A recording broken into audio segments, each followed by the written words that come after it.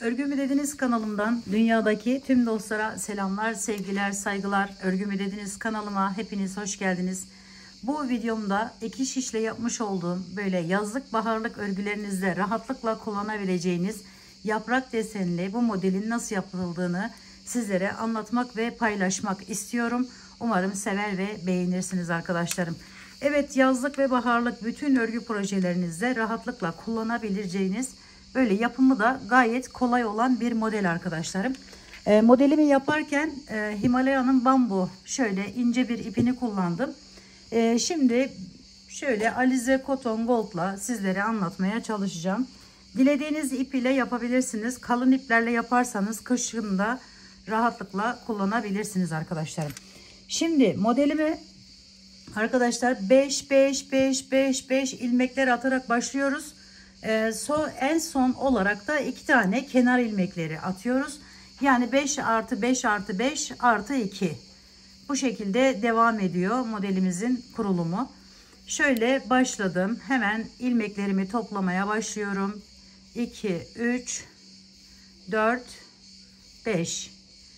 1, 2, 3, 4, 5.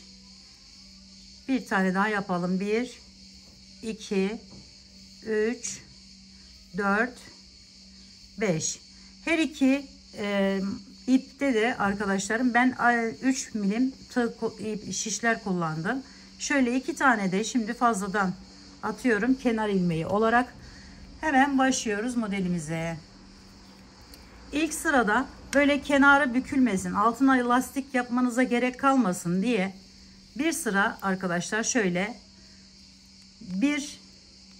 şöyle düzden bir tane tersten örüyorum. Şöyle bir düz bir ters yapalım ki bu kenar alt kısmı herhangi bir bükülme yapmasın. Şöyle.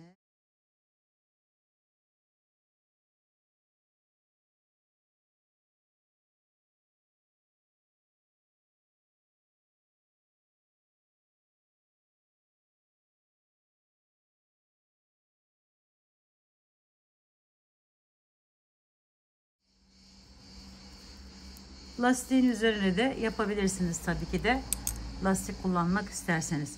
Şimdi hepsini şöyle bakın arkadan şöyle giriş yapıyorum ve örüyorum. Düz örgü olarak yeni bilmeyen arkadaşlarım için söylüyorum. Şöyle hepsini arkadan örüyorum arkadaşlar. Düz örgü. Şöyle aldım ve çektim. Aldım çektim. Aradan giriş yapıyoruz ve çekiyoruz. Şöyle. Şimdi arkaya geçtik. Kenar ilmeğini bakın ben bu şekilde yapıyorum.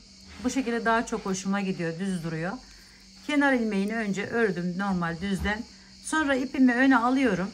Ve bütün ilmeklerimi buna ters örgü diyoruz arkadaşlar. Tersten yani ipimiz önde bir şekilde örüyoruz. Şöyle bakın arkadaki ilmeği alıyorum öne ve arasından geçiriyorum.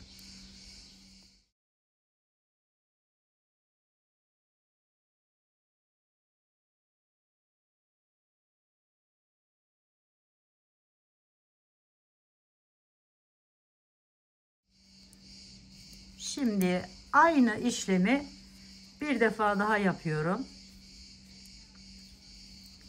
Yine öne geldim. Hepsini düzden örüyorum. Arkadan da hepsini tersten örerek geliyorum.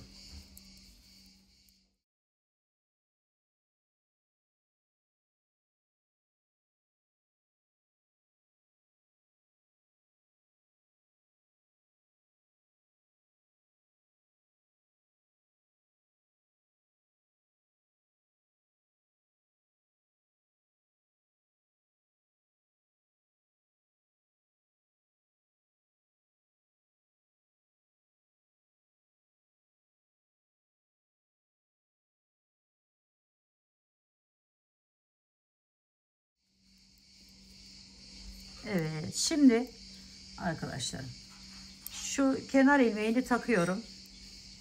Yani ördüm normal bir şekilde. 5 tanesini yine normal bir şekilde örüyorum. 1 2 3 4 5. Şimdi üzerine 1 aldım. 1 alıyorum. 5 tanesini topluyorum. 2 3 4 ve 5. Hepsini birlikte çekiyorum. Bu şekilde çıkartıyorum. Sonra bir tane üzerine alıp bu 5'i de normal bir şekilde örüyorum. 1 2 3 4 5. Kenar ilmeğini takıyorum. Şimdi bakın şöyle bir görüntü elde ediyoruz. Geri döndük. Arka hep ters olarak devam ediyor. Yani hep ipimiz önde bir şekilde bu şekilde örerek devam ediyoruz. Arkayı hiç değişiklik yapmıyoruz arkadaşlar. Şöyle. Bakın bu üçünü de normal bir şekilde örüyorum. Çok kolay, böyle yaprak gibi duruyor. Çok hoşuma gitti arkadaşlarım. Bir de ipten dolayı çok zarif bir görüntüye sahip oldu. Şimdi arkadaşlar öne geçtik. Yine bunları normal bir şekilde örüyoruz. 1 2 3 4 5. Şimdi buraya geldim. Bu arttırdığım ilmeğimdi. Onu da örüyorum. Şu ortadaki ilmeğim arkadaşlar. Üzerine bir aldım. Onu düzden örüyorum. Tekrar bir alıyorum. Düzden devam ediyorum. Yapmamız gereken işlem bu kadar arkadaşlar. Yani kesmiş olduğumuz 5 ilmeği bu sırada 5'e tamamlamış olduk. Şimdi hepsini tersten örerek gelelim.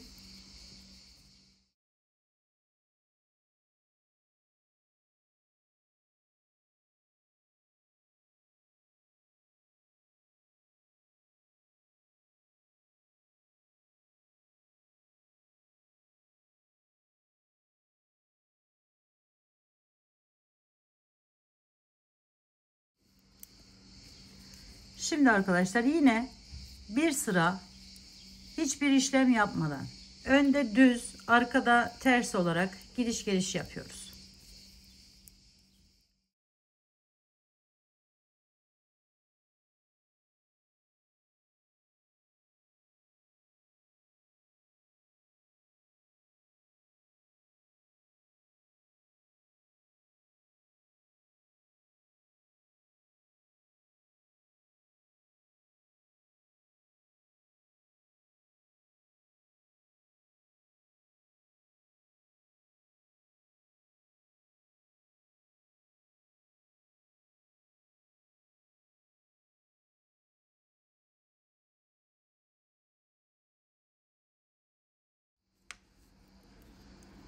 Evet, şimdi bu sırada kenar ilmeğini normal örüyorum. Üzerine bir alıyorum. 5 tanesini topluyorum yine. 2, 4 ve 5. Hepsini birlikte alıyorum arkadaşlar. Şöyle. Çıkarttım. Tekrar üzerine alıyorum. 5 taneyi normal örüyorum. 1, 2, 3, 4, 5. Sonra üzerine bir aldım. Bu 5'i topluyorum. 2, 4, 5. Sonra çıkarttım. Üzerine bir aldım ve kenar ilmeğini takıyorum. Şöyle arttırma yapmış oluyorum arkadaşlar burada. Çevirdim bakın. Çeviriyorum. Şu ipi şu şekilde tutuyorum. Ve bunu ördüm. Sonra hepsini yine tersten bununla birlikte örerek devam ediyorum.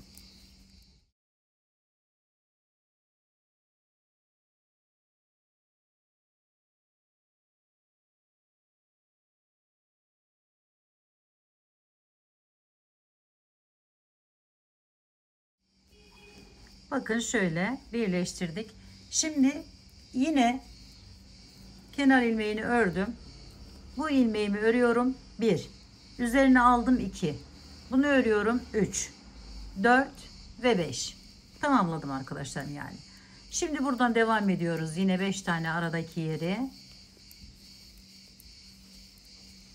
Şimdi diğerine geçtik bakın. 1. Üzerine aldım 2. 3. 4 ve 5. Ve kenar ilmeğini takıyorum. Tersten örerek devam ediyorum.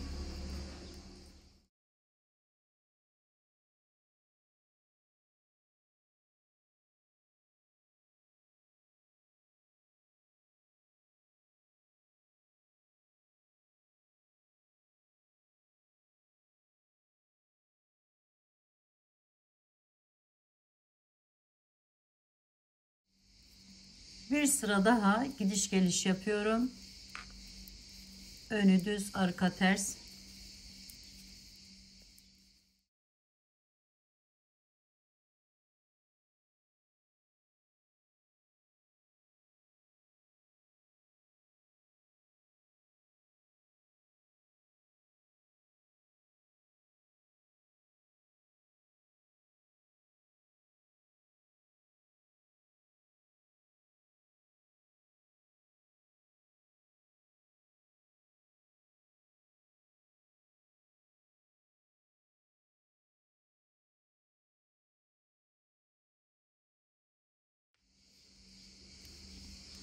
Bakın şu şekilde oldu. Şimdi ilk sırada şu yaptığımız işlemi yapıyoruz.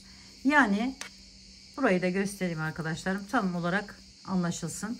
5 tanesini örüyoruz. 1, 2, 3, 4, 5.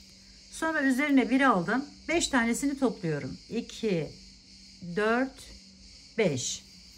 Topladım. Çektim içerisinden. Sonra tekrar üzerine 1 alıyorum. Diğerlerini normal bir şekilde örüyorum. 1, 2, 3, 4, 5. Kenara taktım. Arkayı tersten örerek geliyorum.